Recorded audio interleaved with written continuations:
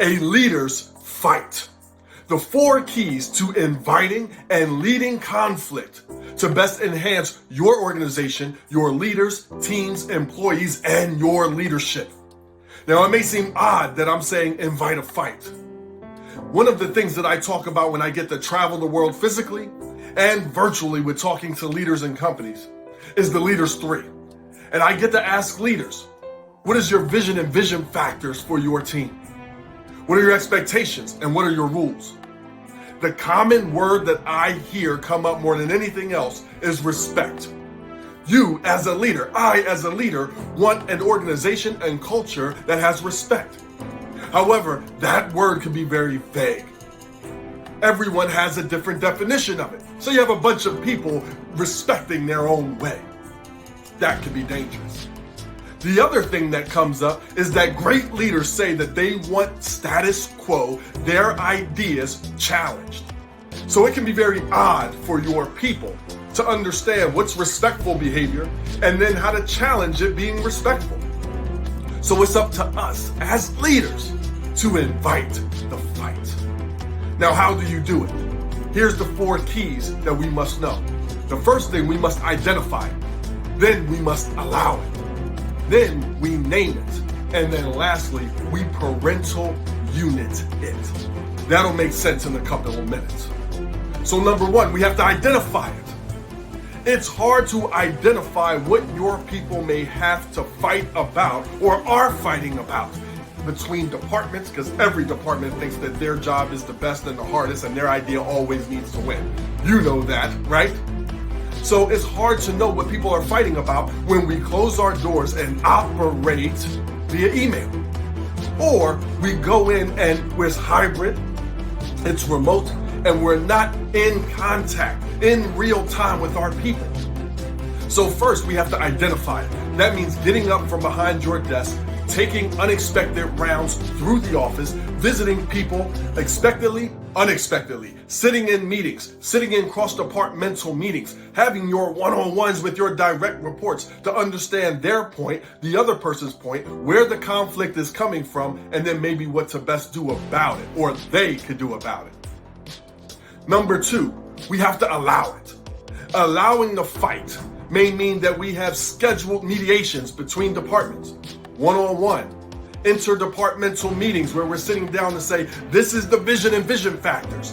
What do you love about it? What would you fine tune? And we're going to collaborate and fine tune a plan today.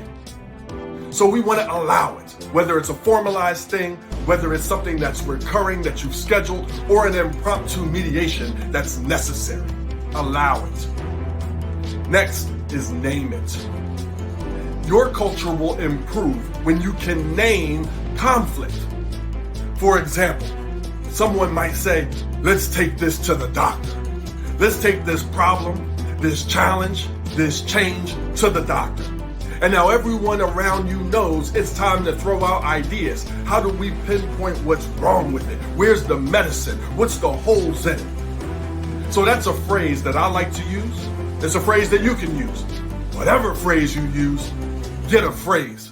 And now that gives the green light that people know it's okay to fight. Lastly, we want to parental unit it. And that means, let's sum this up. If you have kids, raise your hand. If you are in a long-term relationship with someone raising kids, raise your hand. Do you always agree with your significant other about how we raise our kids and what to do in any given moment? Absolutely not. So in those times, it's okay to disagree. Parents take the fight to a closed door space and they can fight like cats and dogs. And they come up with an agreement. And maybe the agreement is going to be this person's way. It's going to be that person's way this time. We're going to collaborate on an idea. No matter what parents come up with, when they walk out of that closed door, they're a parentified unit for, and maybe sometimes against, the kids. Same premise here. Behind C-suite doors and leadership doors, you invite the fight. We've identified it. We've allowed it. We've set boundaries for it. We've named it. It's great to have boundaries. what's okay and what's not okay. No name calling, below the belt, rolling of the eyes, none of that. Have your boundaries.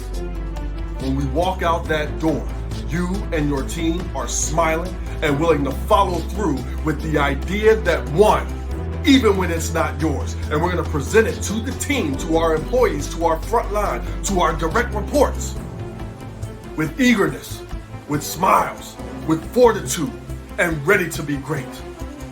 So I hope that this resonated with you, and I want you to invite fight into your organization, into your teams. I used to play a game years ago called Mortal Kombat. You may know about it.